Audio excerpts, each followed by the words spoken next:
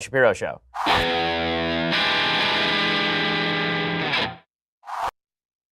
You know, it's kind of an oingapatched news cycle, meaning that the news cycle is sort of all over the place. It's a weird news cycle, and there's a lot to talk about in a variety of different topics. We'll get to all of those things. But first, let's talk about the coffee that you need to get yourself going in the morning. Sorry to spoil the surprise, but if you are getting a gift from me this Christmas, it would be coffee from my favorite coffee company, Black Rifle Coffee. And yes, I do indeed give Christmas gifts to people around the office, and they will be shocked when they learn that I'm giving them Black Rifle Coffee. They will be shocked and surprised and happy and enlightened because the coffee really is fantastic. Black Rifle is the only coffee company out there that gives a portion of their sales to veterans and first responder causes. Black Rifle Coffee is roast to order. It guarantees you fresh, delicious coffee with every single order. It really is fantastic stuff. And the Coffee Club makes things easy. Just pick your blend, the amount you want. Black Rifle ships your coffee right to your door every single month, hassle-free. And they make giving the gift of great tasting coffee easy. They offer 3, 6, 12-month prepaid and pay-as-you-go subscriptions available for gifting. The best tasting, most energizing,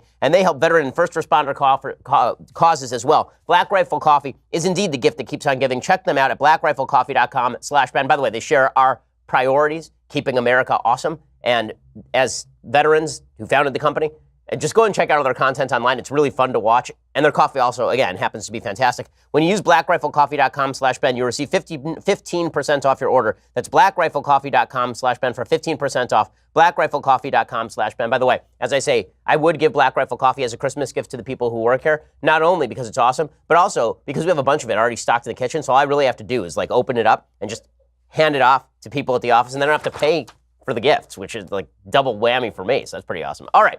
So today's news. All right, fine. Do we have to do the news today? Let's do the news today. All right. So the latest news is with regard to Paul Manafort and Donald Trump. This is my least favorite news cycle. Why? Because the truth is we're not going to know anything until the Mueller report actually comes out. So everything is speculation. Listen to a lot of other shows, and you're going to get tons of speculation about Trump and Mueller and Manafort. And is Trump going to be impeached? And is Trump going to go to jail? And is Paul Manafort going to be set on fire by Robert Mueller after being dumped off the top of the Randy's Donuts sign in downtown Los Angeles? Who knows? No one knows, right? And this is why I really don't like talking about these topics so much, because I'm an evidence-based person, and that means that I like to wait for all the evidence to come out before speculating upon it. However, two things drive me to talk about this. One, it's a slow news cycle. We got to talk about something. And two, the fact is that the news is now replete with speculation about Mueller. So let us debunk some of the speculation. A couple of things right off the top. First off, yesterday we reported that there was a shock Guardian story from the UK Guardian talking about Paul Manafort meeting with Julian Assange, the head of WikiLeaks, which is a Russian front group that hacked Hillary Clinton's emails and John Podesta's emails and then started releasing them en masse just before the election. And the allegation has been that President Trump's campaign was working with Assange and with WikiLeaks and with the Russian government in order to skew election results, specifically in order to prevent Hillary Clinton from being elected. So the Guardian comes out with this bombshell report, and this would be a big dot to connect, right? Because now you would have the campaign chairman for President Trump meeting with Julian Assange, the head of WikiLeaks, in advance of WikiLeaks releasing these emails. Then you'd have Trump out publicly saying, I sure hope that WikiLeaks will release those emails, wink, wink. And then the emails would come out. Ooh, collusion. Well, as it turns out, not so fast, everyone. Let's hold that back. Paul Manafort has now denied ever meeting with Julian Assange. Now, why should we believe Paul Manafort? Well, maybe we shouldn't. I mean, Robert Mueller says that Paul Manafort's a liar and lied to him. We'll get to that in just a second. But Manafort himself says he has denied ever meeting Assange following a report he had met with the WikiLeaks founder at least 3 times in previous years. On Tuesday, The Guardian reported, this is according to CNN.com, that Manafort had secretly met several times with Assange inside the Ecuadorian embassy in London, including around the time he was made a top figure in the Trump campaign. The Guardian, citing sources, just sources, right? Not like sources where they are they in the Ecuadorian embassy? Are they in Mueller's camp? Just sources. And whenever somebody says, I cite my sources, let's just remember that President Trump said that he had very good sources suggesting that President Obama was born in Kenya. So sources don't mean anything. Anyway, The Guardian, citing sources, which is to say no one, said Manafort had met with Assange in 2013, 2015, spring 2016. Manafort responded to The Guardian's report. He called it totally false and deliberately libelous. And then he kind of took the lapels on his ostrich jacket and went with them because that's awesome. Manafort said, quote, I have never met Julian Assange or anyone connected to him. I have never been contacted by anyone connected to WikiLeaks, either directly or indirectly. I have never reached out to Assange or WikiLeaks on any matter. We are considering all legal options against The Guardian, who proceeded with this story even after being notified by my representatives that it was false. The newspaper said it was unclear why Manafort wanted to see Assange and what was discussed. It's not just Manafort saying that this is false. Assange also says that it's false. More importantly, there are a bunch of people who deal pretty regularly with Julian Assange, and they say it is legitimately impossible for Manafort to have visited Assange and for it not to be recorded in the Ecuadorian embassy logs. Because this is one of the problems with the Guardian story. Nowhere in the embassy logs does Paul Manafort appear. Eva Gollinger is an author who has visited Assange several times. She says, quote, "It is impossible that Manafort went into the Ecuador embassy to see Assange and was not registered or videotaped. Everyone was, no exceptions. I was there many times. The security were not friendly to Assange. They would have not done any favors." And then she questioned the sourcing for the article. She said, they cite documents from SINAIN, Ecuador's intelligence agency, currently being disbanded because of dubious activities. They have fabricated documents before to serve their agenda, and they are definitely out for Assange because he published some of their secret documents. The Daily Beast's Betsy Woodruff noted that The Guardian then went and started stealth-editing their piece. Stealth-editing means you go and you edit a piece without actually noting the correction. Sometimes it's innocuous, and sometimes you're actually changing the material in the piece without notifying readers so that you're sort of hiding the boo-boo that you made before. The Guardian weakened some of its language in the Manafort-Assange story. So originally it said, "It is unclear why Manafort wanted to see Assange and what was discussed." They changed it to read, "It is unclear why Manafort would have wanted to see Assange and what was discussed." Right, before the last apparent meeting, as opposed to before, but the last meeting. So they're now weakening all the language. Manafort, as we say, is now threatening a lawsuit against the UK Guardian. So all of the hubbub yesterday over this bombshell story that Manafort had met with Assange, it turns out that that may be collapsing in on itself. Meanwhile, there's a story today about Jerome Corsi, who apparently has a deal with President Trump. Jerome Corsi is the author and conspiracy theorist who had written an entire book about why Barack Obama was born in Kenya. He used to write for WorldNet Daily. And he now claims in a forthcoming book that he has a joint defense agreement with President Trump and was provided limited immunity during his testimony before special counsel Robert Mueller's grand jury to discuss a cover story he claims he crafted for Trump confidant Roger Stone. This is according to the Daily Caller. Corsi has been interviewed 6 times in the investigation over the course of more than 2 months, and he writes in a new book that he entered into a defense agreement with Trump after being advised that Trump's lawyer, Jay Sekulow, was interested in the arrangement. The defense agreement would basically involve Corsi under investigation talking with Trump's team to inform them of the questions he was being asked by Mueller. This, of course, would make Mueller deeply upset and angry because you don't want your witnesses talking to one another and getting their stories straight. Describing his interactions with the special counsel's office, Corsi claims he was granted what's known as limited use immunity for testimony he gave during his September 21st grand jury appearance regarding conversations with Roger Stone about an August 31st, 2016 memo he wrote about former Clinton campaign chairman John Podesta. Corsi says he received immunity for testimony that he and Stone developed a cover story to help explain Stone's now infamous August 21st, 2016 tweet that it would soon be Podesta's time in the barrel. According to Corsi, he and Stone hatched a plan in which Corsi would write a memo about the Podestas to allow Stone to cite it as the basis for his tweet retroactively. So the implication from Stone's tweet is that he knew in advance about WikiLeaks releasing Podesta's emails, and then WikiLeaks released the emails showing that Stone had been coordinating with WikiLeaks, and presumably if Stone was in touch with the Trump campaign, then this would be the avenue by which Russian collusion was taking place. Corsi supposedly is going to testify that he and Stone came up with an arrangement where he would sort of backfill the story. Instead of it being that Stone was working with WikiLeaks and then he sort of let the cat out of the bag saying that WikiLeaks was going to release stuff on John Podesta, now the story was going to be that Jerome Corsi had come up with a memo and that was the basis for Stone's tweet.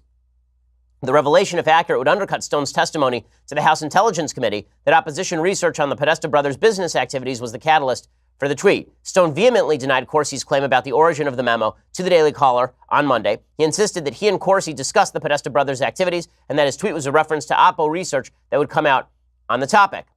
And there are a bunch of Twitter posts on this particular subject. Corsi announced the release of his book on Monday in an interview. He also claims that prosecutors wanted him to plead guilty to making false statements regarding WikiLeaks. He rejected the offer, saying he would not plead guilty to a crime that he did not commit. And again, he says that Jay Sekulow, Trump's lawyer, suggested a mutual defense agreement that could be verbal in nature and did not need to be put in writing. Joint defense agreements are common in criminal proceedings when multiple witnesses and investigative targets are dealing with the same prosecutors. Trump has one with Paul Manafort, for example. So here's where things start to get dicey. Does it look like Paul Manafort and Jerome Corsi and President Trump are coming up with a mutual defense agreement because they are trying to get their story straight and protect themselves from the special investigation of Robert Mueller? Or is it that Robert Mueller is actually being predacious, that he's being predatory, that he actually is trying to peel off these people one by one and hit them with false allegations and then force them to turn on each other and testify about each other falsely? And so you need a mutual defense agreement so that people can coordinate with each other.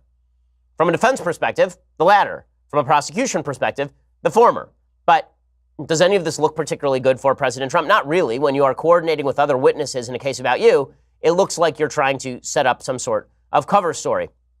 Corsi writes of one instance in which his lawyer had contact with Trump's lawyer. He says he wanted his lawyer to warn Trump. We had to assume the special counselor would have everything. All emails, text messages, written notes, phone records could be obtained by search warrants. I wanted the president warned not to give in-person verbal testimony to Mueller under any circumstances, he said, expressing concern that prosecutors were moving toward a perjury trap against him for misremembering details about a July 25th, 2016 email that he received from Roger Stone. And one of those emails, supposedly, is an email from 2016 from Corsi to Roger Stone about the WikiLeaks email dumps. NBC News has obtained draft court papers sent to Corsi by Mueller's office, in which Corsi apparently said that Roger Stone asked him in the summer of 2016 to get in touch with an organization identified by Corsi as WikiLeaks about unreleased materials relevant to the presidential campaign. The email to Corsi on July 25th, 2016 from Stone apparently says, "Get to Assange at Ecuadorial Embassy in London and get the pending WikiLeaks emails." Corsi said he declined the request and made clear to Stone that an attempt to contact WikiLeaks could put them in the investigators' crosshairs, according to the draft court documents. Mueller's team said that was a lie. Instead of turning down the request, Corsi in fact passed it along to a person in London, according to the draft court documents. So we'll have to see how all of this shakes out. Corsi, meanwhile, says, I didn't do any of this stuff, and the Mueller investigation is simply trying to push me into making false statements about President Trump with the threat of prosecution looming over my head. All of which raises another question. Is President Trump going to solve this sort of Gordian knot by simply cutting it and pardoning Paul Manafort? And this is one of the pieces of speculation that is out there today. I think this is highly, highly unlikely. I'll explain why in just 1 second. First, let's talk about your genetics. So, I was a little disappointed, I have to admit. Elizabeth Warren took her genetic test. It said that she was 1,024th Native American. I figured, well, if she's that much Native American, probably sometime 1,000 generations ago, somebody in my family reproduced with a person of Native American ancestry. Maybe I am more Native American than Elizabeth Warren. As it turns out, no. My line is pure Ashkenazic Jewry. 23andMe sent me, truth in advertising, guys. I'm not hiding anything. 23andMe finds that I am 100% Ashkenazic Jewish, which means that a bunch of Lithuanian Jews married each other for about 1 million years, and that's how we ended up with this. But in any case, I know that only because of 23andMe, which also says, by the way, that I have really solid muscle fiber, which, honestly, I didn't need a genetic test to tell me that, but it is reassuring and also gives me a certain added confidence on the street now that I know that from 23andMe. Right now, through December 25th, the 23andMe DNA kits are on sale, and they make a perfect gift. You can check out information about your wellness, muscle composition, sleep movement. You can check out particular traits, ability to match musical pitch, for example. There's genetic aspect to this. Mosquito bite frequency, like if you're getting bitten by mosquitoes more often, is it because mosquitoes are attracted to you? You can actually find this out via 23andMe. Now through December 25th, get 30% off any 23andMe kit. Order your DNA kit at 23andme.com/Shapiro. That's the number 23andme.com/Shapiro. Again, that's 23andme.com/Shapiro. When you use that /Shapiro, you get 30% off any 23andMe kit. Find out if you're more Native American than Elizabeth Warren, because come on, it's impossible for you to be any more Ashkenazic Jewish than I am. So I'm 100% pure, baby. So check that out over at 23andme.com. Right now, it's a blast. It really is fun. 23andme.com/Shapiro, and you get 30% off from now until December 25th. Okay, so Paul Manafort's lawyer is said to have briefed President Trump's attorneys, according to the Boston Globe. This is a report that came out yesterday. A lawyer for Paul Manafort, the president's one-time campaign chairman, repeatedly briefed President Trump's lawyers on his client's discussions with federal investigators after Manafort agreed to cooperate with the special counsel, according to one of Trump's lawyers and 2 other people familiar with the conversations. The arrangement was highly unusual and inflamed tensions with Mueller's office when prosecutors discovered it after Manafort began cooperating 2 months ago, the people said. Some legal specialists speculated it was a bid by Manafort for a presidential pardon. And here's where we get into the diciest territory. Will President Trump simply stop this investigation by pardoning Paul Manafort? If Paul Manafort is indeed the key to this entire thing.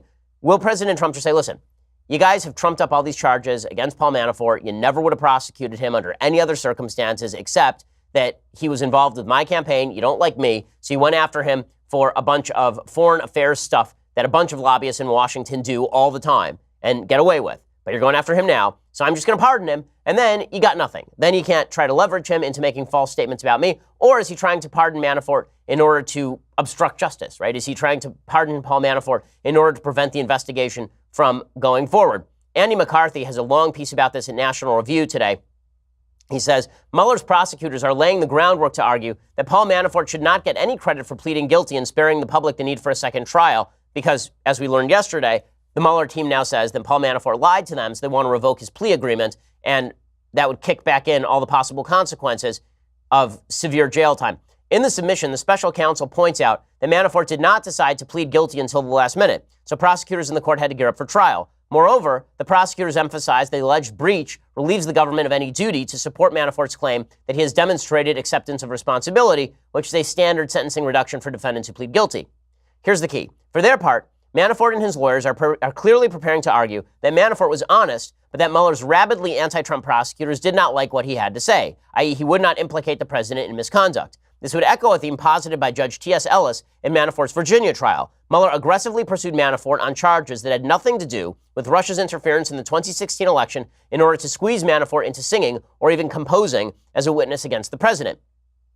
And this is where we get into the pardon issue. So in just a second, I'm going to explain to you where the pardon issue comes in. So as Andy McCarthy continues, he says, there is a highly unusual twist here. The possibility that President Trump could pardon Manafort on the theory the Justice Department would never have charged Manafort for his political consulting activities in Ukraine and the lavish income he earned and failed to report from it, and that Manafort was charged as a pressure tactic to help Mueller try to make a collusion case against Trump under circumstances where there was no evidence of a Trump-Russia criminal conspiracy.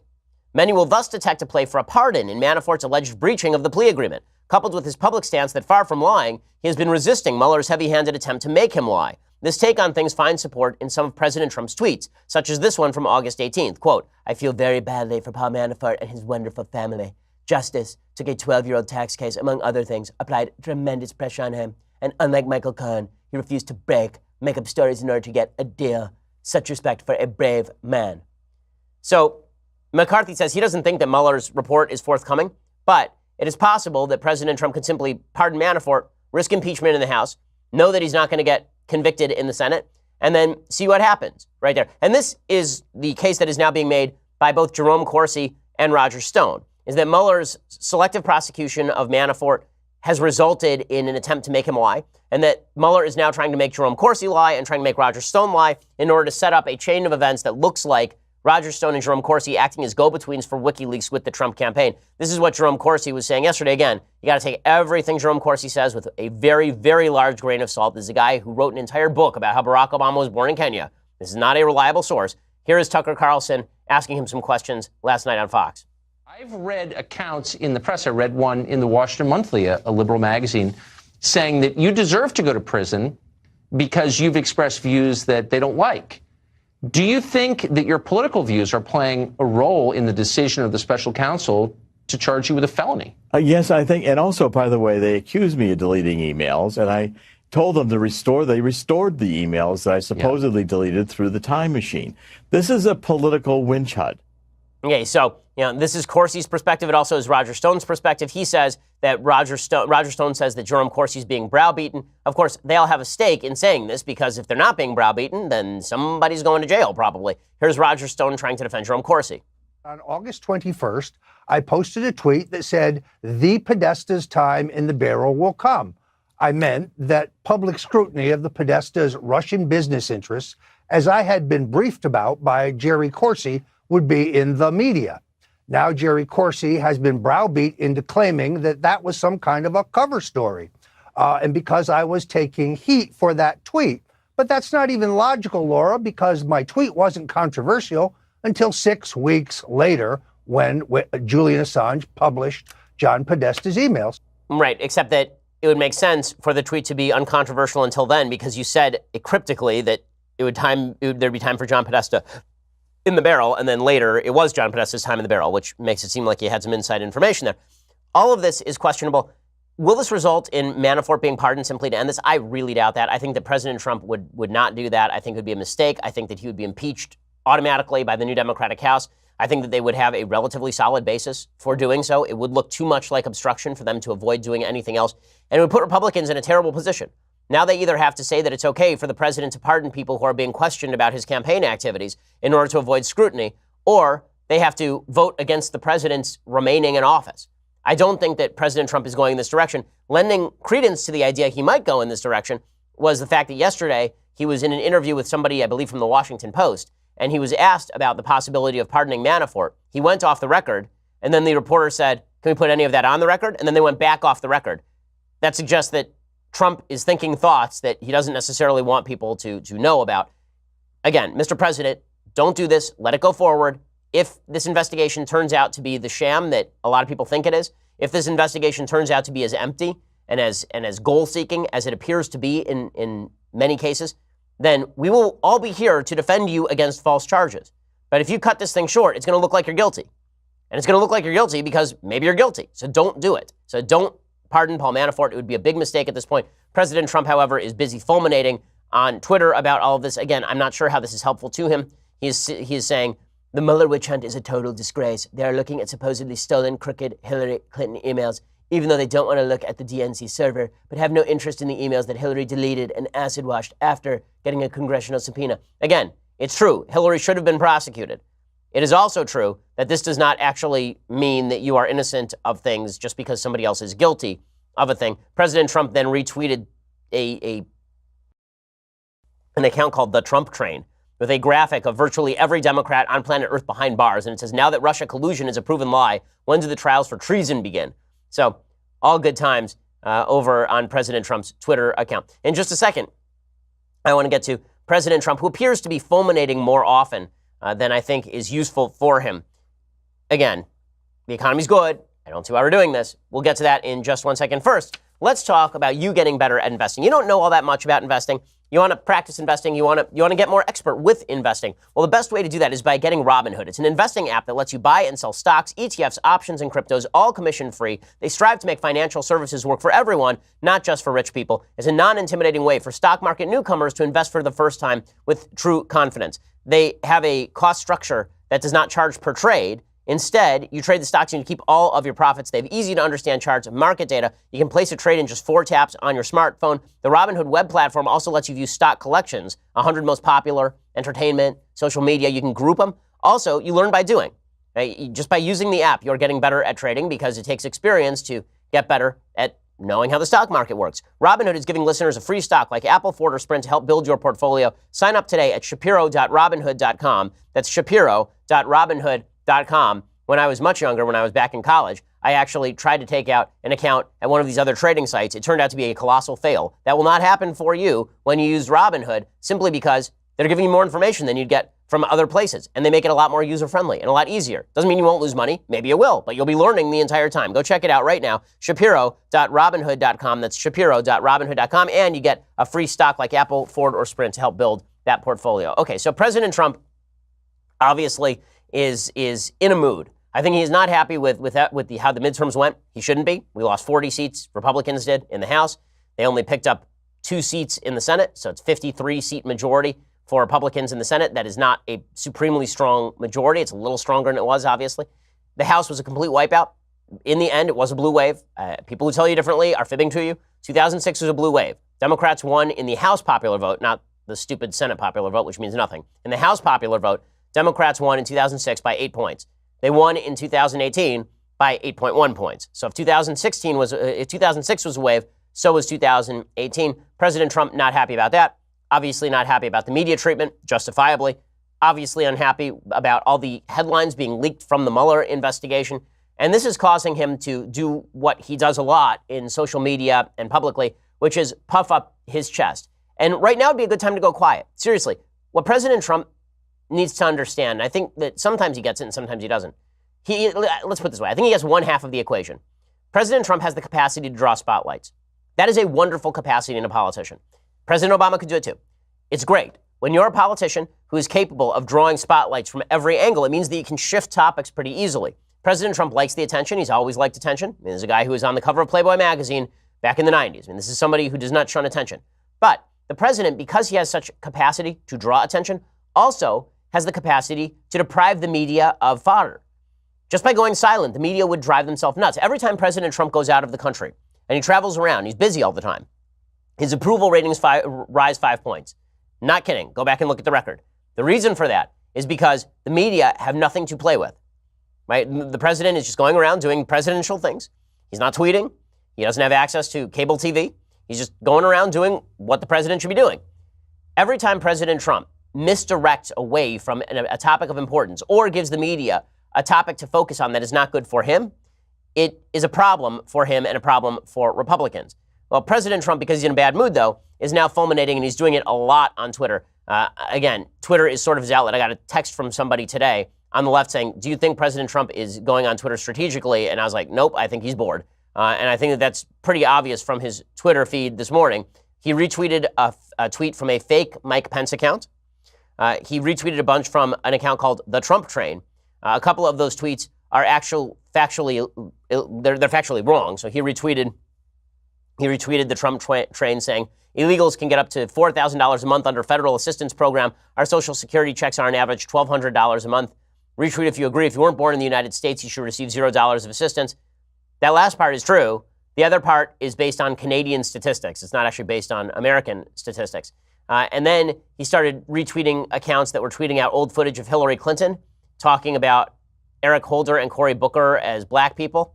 And we'll get to GM in just a second. But you can tell that President Trump is bored. And when President Trump is bored and feeling bad, he tends to sound off about how great he is. I mean, because today ending in Y. So he did an interview with, yesterday, or at least there was a new book out Tuesday. And the president in this book said that, well, he said he feels that, quote, I blow Ronald Reagan away. It's a statement. It's a statement. He says, the amazing thing is that you have certain people who are conservative Republicans that if my name weren't Trump, if it were John Smith, they would say I'm the greatest president in history and I blow Ronald Reagan away. Okay, I've said before, I think that President Trump has governed more conservatively than Ronald Reagan. I do. I think that he has governed more conservatively than Ronald Reagan. He does not have Ronald Reagan's capacity to win 49 states or to draw the country together or to be optimistic. Reagan was a lot more than just his policy. But on policy, Trump isn't wrong that he's quite good. But that was not the best quote. The best quote from President Trump in these various interviews, I mean, this is like full-on Yogi Berra stuff. It's so good. So President Trump, in this interview, he did an interview on Tuesday with the Washington Post, and he said a lot of stuff. So he was asked about the declines on Wall Street and GM's announcement it was laying off 15% of its workforce. President Trump responded by criticizing the Fed. He said he's not worried about a recession. And then he said, quote, about the Fed, he said, they're making a mistake because I have a gut, and my gut tells me more sometimes than anybody else's brain can ever tell me. Strong stuff. Strong stuff. I got to admit, that's solid stuff. I have a gut, and my gut tells me more sometimes than anybody else's brain can ever tell me. Well, it depends if you've had, like, a burrito lately, really. If your gut is telling you more than somebody else's brain could ever tell you. My colon tells me more than Albert Einstein's prefrontal cortex. Let me tell you something. My bile duct is more intelligent than any number of experts from the American Enterprise Institute. What's funny about this, now, I do have to note, I'm making fun of President Trump over this. Barack Obama was exactly the same way. Barack Obama was exactly the same way. He famously, during the 2008 campaign, said that he was his best campaign manager, he was his own best speechwriter, he was his own best policy wonk, he was his own best everything. Like, Barack Obama loved him some Barack Obama. I mean, Barack Obama, like President Trump, trusted his gut, mainly because he got to know his gut face to face by sticking his head up his own ass so often. But President Obama, when you talk about people who are egotistic, again, I'm making fun of President Trump simply because I think that President Trump would be better served by simply receding into the background, letting his policies take the fore. And by the way, he's not wrong when he says he'd get more praise if he acted more presidential. Right? What he's saying in that first quote about how he's better than Ronald Reagan, well, then why don't you let people, I don't know, look and enjoy your policies as opposed to you fulminating online. In any case, as I say, when people say that Donald Trump is a wild departure from the for presidential politics, let's just remember, he's not the first guy who loves him some president. Here's President Obama yesterday, openly lying about his record on fossil fuels, for example. Barack Obama now takes credit for everything, from the economic recovery, the weakest economic recovery in American history that he presided over, and growth really began in earnest under a Republican Congress.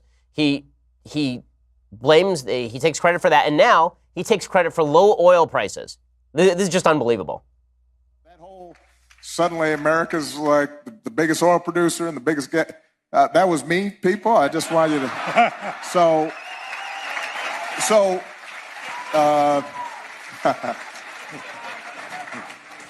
It's a little like, sometimes you go to Wall Street and folks will be grumbling about anti-business. I said, have you checked where your stocks were when I came in office and where they are now? What are you talking? What are you complaining about? Just say thank you, please. So he's the president for the oil companies in Wall Street now, which is really interesting because that's not how the oil companies felt. When he takes credit for us being the world's biggest oil producer, with the leading oil producer, this is sort of like it's sort of like Ralph Branca taking credit for Bobby Thompson's home run. I know it's an old reference for people who aren't baseball fans, but it's like a bad pitcher saying that he takes credit for the home run that was hit off of him. Okay, the oil companies had to work around Barack Obama on a routine basis. He was constantly attempting to prevent people from drilling. It was President Obama who was trying to crack down on the fracking industry that made oil and natural gas that much cheaper. And now he's taking credit for all of this. So the reason I point this out is because it is simply not rare in presidential politics for presidents to take credit for things they have nothing to do with. But that attitude does lead to bad policy, whether you're talking Republicans or Democrats. And I'm going to get to that bad policy in just a second with regard to General Motors. But first, let's talk about what you are going to get your loved ones for this holiday. You know what does not go out of style? Surprising a friend or loved one with a dazzling bouquet from 1-800-Flowers.com. I have a habit that whenever I go out of town, I order my wife flowers from 1-800-Flowers.com. What's great about that is it makes my life easy. I can just order the flowers. It takes me 5 seconds to show my wife that I'm thinking about her. She really appreciates the flowers. I even have my assistant write a love note to her just so I don't have to do it. Just kidding. I actually write the love note myself. I know, but it is very short. That is true. Just think how great you'll make them feel with a surprise bouquet of vibrant roses. 1-800-Flowers are perfect for any occasion, anniversaries, birthdays, even for making your friend or loved one's day just because. And right now, 1-800-Flowers has amazing deals on bouquets and arrangements starting at just $29.99. I'm telling you, the flowers are gorgeous. I mean, they really are great, and they last. Roses from 1-800-Flowers are picked at their peak. They are shipped overnight to ensure freshness and her amazement. Gorgeous bouquets starting at $29.99. It's an amazing deal. The offer is not going to last long. Right now, go to 1-800-Flowers.com/Shapiro. Again, 1-800-Flowers.com/Shapiro and save. You can get those bouquets or arrangements starting just $29.99. It's a great present. 1-800-Flowers.com/Shapiro. When people say that the ladies love the flowers, it is true. 1-800-Flowers.com/Shapiro. Go check it out. Okay, I want to talk about General Motors and President Trump's war with General Motors in just a second, but you're going to have to go over to dailywire.com and check it out. For $9.99 a month, you can get a subscription to Daily Wire. When you do, you get the rest of this show live, the rest of Michael Knowles' show live, the rest of Andrew Klavan's show live. I mean, these are all great shows except for Michael Knowles. You're going to want to be part of them. And you get all sorts of great goodies. Like you get to see all of our answers when we do the Sunday special. Like there's a final answer we get from our guests on the Sunday special. You don't get that unless you're a subscriber. So for example, this week's Sunday special features my good friend David Limbaugh, who I've known for 17 years but only met in person yesterday. David is going to be on the Sunday special talking about, as I mentioned yesterday, our upcoming pre-Christmas series, Who Can Convert Ben Shapiro? He has a new book called Jesus is Risen. We talk about religion and politics and all the rest. Here's a little bit of the preview. I'm David Limbaugh. I want to encourage you to tune in this week to the Ben Shapiro Show, the Sunday special. He was gracious enough to interview me, and we talked about my book, Jesus is Risen. We talk about Trump and Christianity, church and state, the founding fathers and whether they were Christian. I think we have a good, wholesome discussion. At least Ben contributed very well. I was sitting here listening. So you can go check that out this Sunday when you subscribe. Also subscribe over at iTunes or YouTube. Leave us a review. And when you get the annual subscription for $99 a year, you get this, the very greatest in beverage vessels. Now, as I say, everyone in my family has been ill. I have not. And I'm not going to pretend that it's because of this tumbler. But let me just say that without this tumbler, I don't know what it would have been. Do you? I mean, who knows? Could have been different. You know, lots of circumstances in life. And every point is an inflection point. So who knows? If I had not taken a sip from this, perhaps right now I'd be deathly ill. I can't give you any more of a guarantee than that. I'm sorry. But you can get all of that for $99 a year. Again, we are the largest, fastest growing conservative podcast in the nation. Okay, so speaking of fulmination, President Trump is very, very upset at General Motors. General Motors has just decided that they are going to outsource a bunch of jobs. They are going to cut a bunch of factories in the United States. None of this is particularly shocking, but President Trump is very, very angry at it. The reason he's angry at it is because General Motors basically signaled months ago that the steel tariffs that President Trump was now putting on were going to damage its business. So at a rally in Youngstown, Ohio last year, he talked about how we weren't going to lose any automotive jobs. GM has estimated that the tariffs that President Trump put on steel and aluminum have cost the company hundreds of millions of dollars. They said that this was not the sole reason for the cuts. Ford announced last month that it would be making an unspecified number of cuts as part of a redesign of the company. They say that the tariffs have cost the company $1 billion so far. And Robert Scott, who's a senior economist at the Economic Policy Institute, left-leaning, said despite GM's assertions to the contrary, the company is likely to protect itself against a future economic downturn. He says they can read the crystal ball. They see what's coming. This is chickens coming home to roost on the broader Trump economic policies. Of course, this is a leftist saying so, but this has got President Trump very angry because President Trump likes auto jobs. He likes manufacturing jobs, and he's upset with GM. This has caused President Trump to get very angry at GM and blast them, saying that they better put jobs back in or we're going to kill the subsidies to GM. So just to get this straight, the U.S. government never should have been subsidizing GM. We should have allowed GM to go bankrupt back in 2008. If we had allowed GM to go bankrupt back in 2008, it would have been scrapped and sold off for parts, or more likely, the brand would have been maintained and bought up by other investors for pennies on the dollar, at which point they would have created new efficiencies and new costs of scale, new efficiencies of scale. They would have made the company better and stronger, and then it would have been on more competitive international footing. Instead, we subsidized it with hundreds of millions of dollars from the United States Treasury. And when we did that, we took an ownership stake in GM and then resold the ownership stake in GM and all the rest. When we did that, we put them basically on the government dole, and this caused President Trump to say, okay, well, if you ship jobs overseas, then we are going to remove your subsidies, which, by the way, will actually involve GM losing more jobs. So taking more money out of GM's pocket doesn't make them more likely to bring the jobs back. It makes them more likely to cut more jobs. Here's President Trump, however, saying that he wants to punish GM for making an economically feasible decision, thanks in part to his tariffs. This country's done a lot for General Motors. You better get back in there soon. That's Ohio. And you better get back in there soon. So we have a lot of pressure on them. You have senators. You have a lot of other people. A lot of pressure. They say the Chevy Cruze is not selling well. I say, well, then get a car that is selling well and put it back in. Okay, well, thank you for that information on running a car company, President Trump. The Chevy Cruze isn't selling well. Maybe we ought to use a different car and put it back in. That's what they're doing. But the Chevy Cruze is mainly manufactured in the United States, and a lot of their other cars, their SUVs, are manufactured overseas, or at least in part overseas. Also, it's really silly to talk about where these cars are manufactured as though the Chevy Cruze is manufactured 100% in America. That's not how any of this works. There are supply chains that extend all across the world. When you raise tariffs on products and auto inputs, it raises the price. It makes you less competitive. So how did President Trump respond to all of this? By more interference in the economy. This is why I don't like when presidents take sole credit for economic wins or economic losses, as though they are responsible for creating jobs. Obama was not responsible for creating jobs. Private industry was responsible for creating jobs. You can create a business climate that is friendlier for job creation, but you, the President of the United States, are not responsible for creating jobs because you do not have the capacity to do anything other than take money that does not belong to you and spend it on people who are then going to be in your political pocket. So what exactly is President Trump doing? So he put in the steel tariffs.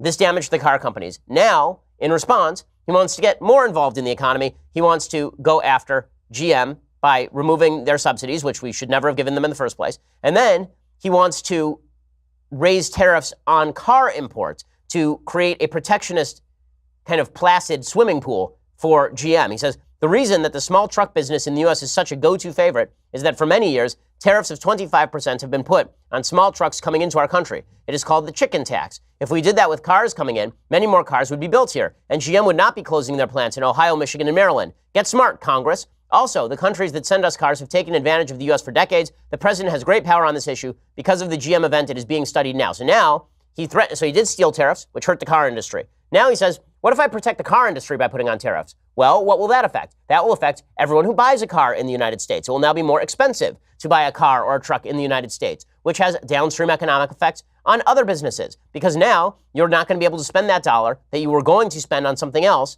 on that thing. You're now going to have to spend it on this car because President Trump decided to raise the tariff rates.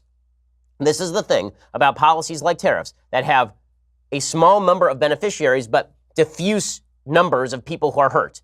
Right? If it hurts me $100 worth, but somebody gets to keep a job at GM, it's very obvious to the person who keeps the job at GM that their job is due to the tariff. It's not clear to me that my $100 increase in price outweighs that person's job. But what if it's millions of people paying $100 extra?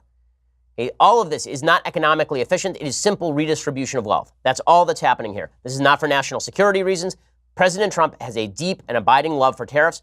His abiding love for tariffs is going to be extraordinarily economically damaging. He has a very, very strong economy. The economy was probably artificially boosted last quarter because so many companies in the United States decided to import product now as opposed to waiting for President Trump's tariffs to kick in. Right now, a lot of American companies that are exporters are seeing retaliatory tariffs from other countries.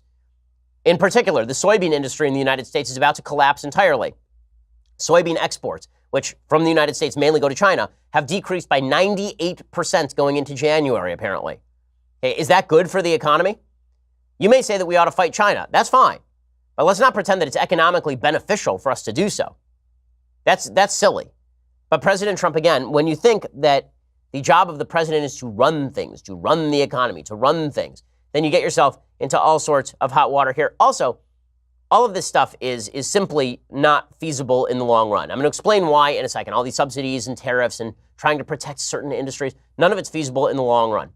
Now, the reason that none of this stuff is feasible in the long run, the reason that tariff policy, that protectionism, that control from the top down, whether it's by Trump or Obama, whether it's Obama on oil and gas or whether it's Trump on cars, the reason none of this is feasible in the long run is that technological advances outpace the capacity of governments to control those technological advances. President Obama tried to shut down oil drilling. What did that do? It artificially raised the price of oil. By doing so, it provided incentive for businesses to create fracking. Those businesses then lowered the price of gas, natural gas, undercutting the coal industry, and also ensuring a cheap supply of natural gas for the future because President Obama was restricting oil supply.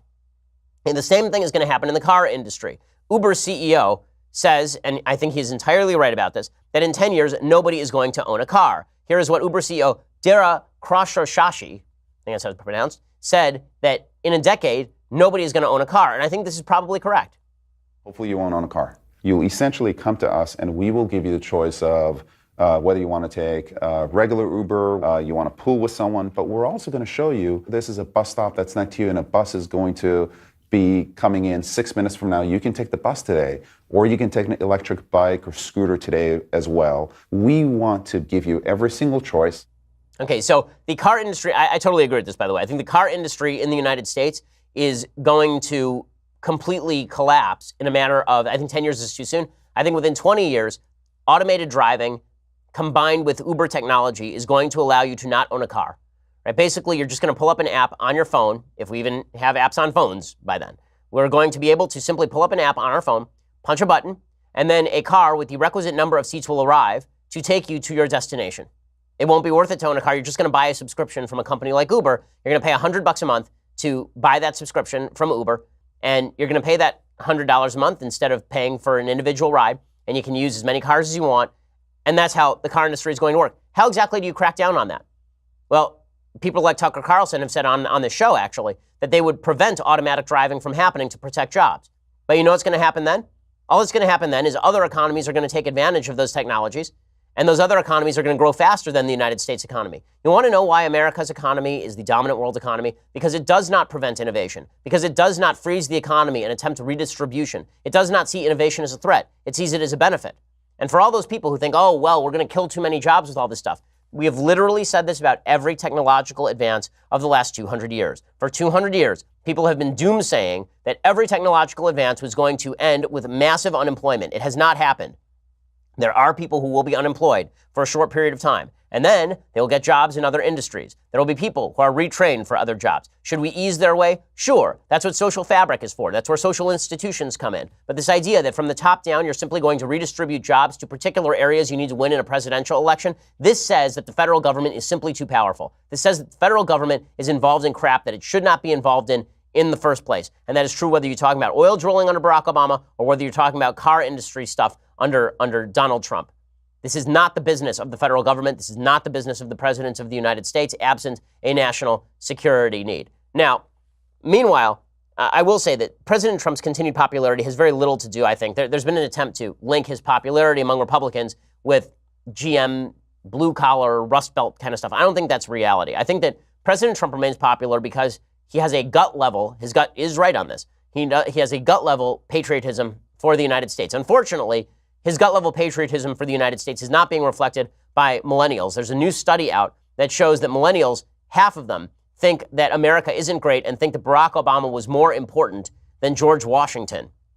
A new poll conducted by the Foundation for Liberty and American Greatness found that a huge percentage of younger Americans are expressing their disdain for American ideals. Almost half believe America isn't great. Roughly 20% think the American flag is a sign of intolerance and hatred. 29% were okay with burning the American flag. We have some serious crises of American conscience that are cropping up with younger Americans and in the near future. That's why when President Trump says he's better than Ronald Reagan, if he wants to be better than Ronald Reagan, it can't just be that he's cutting regulation. It has to be that he's making an affirmative case for America as a great free country and why you should join that adventure rather than sitting on the sidelines screaming about how America is terrible. Otherwise, we will see the end of America no matter how good the economy is. People are driven by ideas. People are driven by passion. People are not necessarily driven simply by their pocketbook, and that is particularly true when you're talking about young people who mainly are living off mommy and daddy's pocketbook. Okay, time for some things I like and then some things that I hate. So, things that I like today. This is the second book by Jesse Norman I've recommended in a couple of months. I recommended his biography of Adam Smith. His first biography was of Edmund Burke, one of the first real conservatives. Edmund Burke's conservatism was of a brand that suggested that basically Western civilization had been the product of a fabric created over thousands of years and hundreds of generations, and that fabric had to be preserved, and that if we were going to change the fabric, then we had best consider what it was we were removing before replacing it. And this is why Edmund Burke was not a fan of the French Revolution, but he was a fan of the American Revolution, which he saw as Americans simply seeking to defend their rights as Englishmen. And he saw the French Revolution as people who were seeking to overthrow the fundamental institutions of society. The book is really good by Jesse Norman, Edmund Burke, the first conservative. This is not the only biography of Edmund Burke that's good. Russell Kirk has one that's quite good. If you are actually interested in conservatism, the history of conservative thought, and not merely tax rates, then it's incumbent on you to read some Edmund Burke, who really is terrific and an amazing writer, by the way, very readable, even though he was writing in the late 18th century. So go check that out right now. Okay, other things that I like today. Well, I have to admit that I do actually like this story from a sci-fi writer who says that the orcs from Lord of the Ring are racist. I am not kidding. Science fiction author Andrew Duncan has a message for J.R.R. Tolkien fans. He says Tolkien discriminated against orcs, and the Lord of the Rings books promote racism. Duncan was discussing Lord of the Rings as part of a wider discussion on fantasy. He says it's hard to miss the repeated notion in Tolkien that some races are just worse than others, or that some people are just worse than others. And this seems to me in the long term, if you embrace this too much, it has dire consequences for yourself and for society. A couple of things. One, Lord of the Rings was written with the Nazis in mind. Are some people worse than others? Yes. Yes, they are. You know how you could tell sometimes? When they wear a swastika on their arm. That's a pretty good indicator that's not a good person. So this is insane. But again, for folks on the left who believe that everybody is of equal moral value and that every choice is of equal moral value, this is silliness. Also, the idea that it's discriminatory because it leads to the idea that biologically there are no good orcs. It's a fantasy book, you dope. And not only is it a fantasy book, nowhere in that book is there a suggestion that hobbits themselves are genetically good, right? I mean, not spoiler alert from 80 years ago, but Smeagol was once a hobbit, right? So the fact is that Smeagol turned bad. He turned into Smeagol. So this whole thing is just silly. But silliness in the woke sci-fi community has become a thing, which is why I think sci-fi literature is getting worse and worse. He says we should allow the orcs to explain themselves. So that's yeah. They mainly do. It seems like they want to eat people. That's their thing. Okay, time for a couple of things that I hate. Okay, so things that I hate. There are all these stories that often go viral, and this is and it's really absurd why these things go viral. Here's one example. There's a teen who graduated from a Catholic high school, And when he spoke at this Catholic high school, he was met with a standing ovation. Why? Because he came out as gay in front of the high school. And here is what he had to say. Announcing yourself to the world is pretty terrifying because what if the world doesn't like you? I decided that it was finally time to tell someone the truth. It wasn't easy, but I told my mum that I thought I might be gay. When I said it, I just felt this energy pass through me, and I felt that was the first time I'd really been proud of who I was. Okay, so everybody is, wow, it's so brave, it's so wonderful. First of all, bravery requires risk. I'm not sure what the risk is here. I mean, this is a guy who's now being featured on the news for saying he's of a particular sexual orientation in front of a crowd. Second, I went to an Orthodox Jewish high school. The standard at the Orthodox Jewish high school, there are standards on a lot of things, on Sabbath observance, on kosher observance, and yes, on sexual proclivities and sexual practices. To go into a place where everyone knows the standard up front and to enroll in that place with the agreement that you're going to abide by those rules, and then to get up and then say that the rules are bad as you graduate is not really an act of respect. It is not really an act even of self-respect. It is an act of rebellion against the school that you basically lied to. If you want to come out, come out. Do whatever you want, man. It's a free society. I really don't care. But if you are going to go to, take my example, a Jewish day school, and then at your graduation, you're going to announce, you know what? I hate Sabbath. Sabbath is not for me. Sabbath is dumb. And I think this whole thing has been a sham. Is that bravery, or is it just you being kind of a jerk? Now, I'm not saying that being gay is him being a jerk. Obviously not. He, as I just said, if he wants to come out, let him come out. But to take the advantage of a Catholic school graduation, and then to say at the Catholic school graduation, by the way, your entire moral standard with regard to sexuality is wrong, and you should change it because I'm gay, is really not an act of humility or decency. It's really an act of self-aggrandizement that I don't think is really worthy of celebration.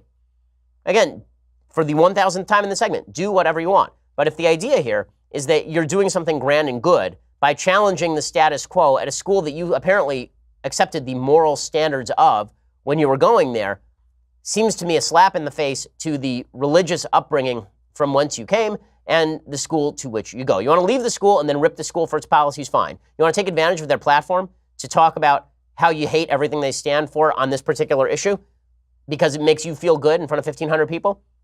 Not cool. Now, if you want, and here's the other thing. If the school approved the speech, if the school is cool with it, then still not sure how it's brave, because at that point, the school approves of it. So either this is an act of self-aggrandizement or it's not a lot of bravery. Bravery would be if you want to come out and then challenge bad policy, right? And you want to challenge a bad policy. But if you want to go to a religious school that you went to and then rip the school, I think I think it's an act of true arrogance in a certain respect. And again, I don't think this kid thinks of it like that, and I don't blame him, but I don't think the media have to celebrate this sort of stuff either. Okay, other things that I hate today. So there's this story about this American Christian missionary who was killed when he tried to contact a hostile hunter-gatherer tribe on an isolated island in the Indian Ocean. So some see John Chow as a symbol of Western arrogance. This is according to the Washington Post. A reckless evangelist who attempted to supplant a culture thousands of years old when he broke Indian law and set foot on the North Sentinel Island. Some Christians see him as a martyr, if perhaps a misguided one, who recognized no exceptions to the evangelist mission when he tried to take the Bible to a people known to kill outsiders on sight.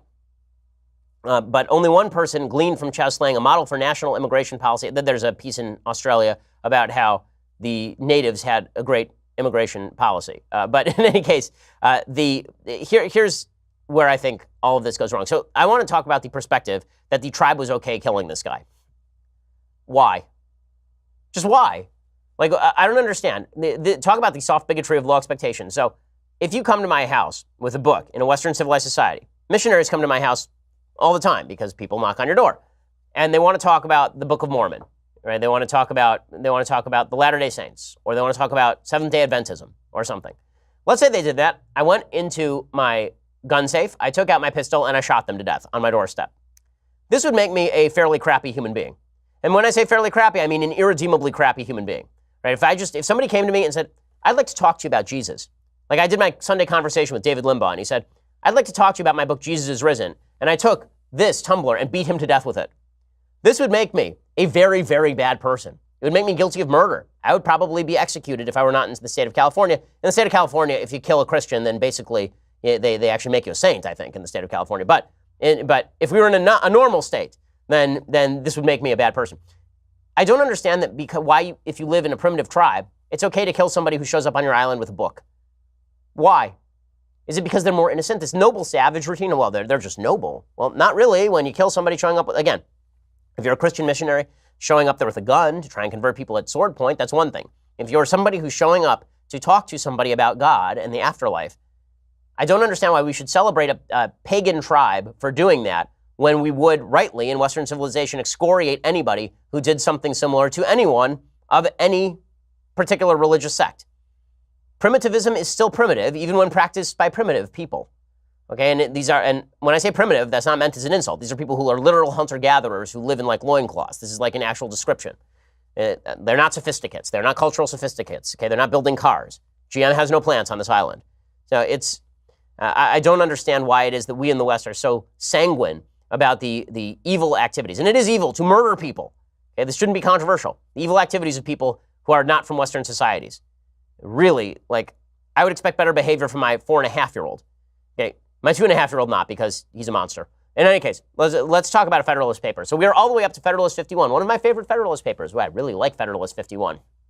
One of the more famous Federalist papers and one of the most oft quoted for a reason is by James Madison. It's about checks and balances, why we need checks and balances in the government and how to achieve that. So there are several fundamental principles he talks about in Federalist 51. He says, first, every department must be separate and have little impact on appointment to other branches. So you can't have members of the executive branch appointing members of the legislative branch, or basically the legislative branch would be in control of the executive branch. You can't have members of the legislative branch appoint members of the executive branch, or the executive branch will be in the control of the legislative branch. This is one of the reasons why the idea of bureaucratic government is such a problem. Because bureaucratic government, you basically have bureaucracies that are created by the executive branch and are given tremendous leeway by the legislature to create regulations that belong inside the legislature. The founders never would have thought that there should be such a thing as a 2 million person executive branch. It's insane.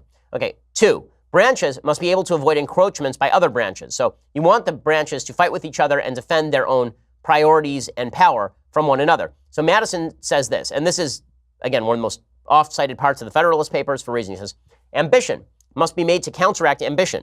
The interest of the man must be connected with the constitutional rights of the place. It may be a reflection on human nature that such devices should be necessary to control the abuses of government. But what is government itself but the greatest of all reflections on human nature? If men were angels, this is the most important single line in the Federalist Papers right here. If men were angels, no government would be necessary. If angels were to govern men, neither external nor internal controls on the government would be necessary. In framing a government which is to be administered by men over men, the great difficulty lies in this. You must first enable the government to control the governed. In the next place, oblige it to control itself. A dependence on the people is no doubt the primary control on the government, but experience has taught mankind the necessity of auxiliary precautions. So what he's saying is, people aren't angels, people aren't devils. If people were devils, no government could control them. If people were angels, you wouldn't need a government to control them. So what you need is a government that can protect people from the predations of others, and at the same time is capable of stopping its own predations. How do you do that? You do that by creating a multiplicity of interests and pitting them against one another, so only an overwhelming consensus on an issue allows anything to get done. This is to protect the rights of minorities. So he says, quote, it is of great importance in a republic not only to guard the society against the oppression of its rulers, but to guard one part of the society against the injustice of the other part. Different interests necessarily exist in different classes of citizens. If a majority be united by a common interest, the rights of the minority will be insecure. Therefore, what you really need, he says, is that the society itself will be broken into so many parts, interests, and classes of citizens that the rights of individuals or of the minority will be in little danger from interested combinations of the majority. It is no less certain than it is important, notwithstanding the contrary opinions which have been entertained, that the larger the society, provided it lie within a practical sphere, the more duly capable it will be of self-government. And happily for the Republican cause, the practicable sphere may be carried to a very great extent by a judicious modification and mixture of the federal principle. So we want the states to check the federal government. We want the legislature to have two branches that will to have two chambers that will check each other. We want the legislature to check the executive to check the judicial to check both. We want all of these things to happen, right? And we want that because we don't actually want lots of things to get done. See, this is the great lie about they get from every president. Why can't we get more done? Politics is broken. Why can't we get more done? We don't want things to get done. Getting things done is a threat to your freedom. The only way things should get done is if we were to have an enormous consensus on an issue, an overwhelming consensus on an issue. If we were to have that overwhelming consensus on an issue, then we get things done. You make a constitutional amendment, you pass a piece of legislation. But if not, then we should be very wary of doing things with the power of the ring. Right? The power of government is the power of the one ring. Better that it should be wielded by no one than that it should be wielded by one person who gets things done. This is why I don't like pragmatism politically, and this is why I'm not in favor of people who think we should just run roughshod and break all the things in order to get done what I want to get done. Because guess what? That sword can be turned against you tomorrow. Alrighty, we'll be back here tomorrow with all of the latest. I'm Ben Shapiro. This is The Ben Shapiro Show. The Ben Shapiro Show is produced by Senya Villarreal, executive producer Jeremy Boring, senior producer Jonathan Hay. Our supervising producer is Mathis Glover, and our technical producer is Austin Stevens. Edited by Alex Zingaro. Audio is mixed by Mike Carmi.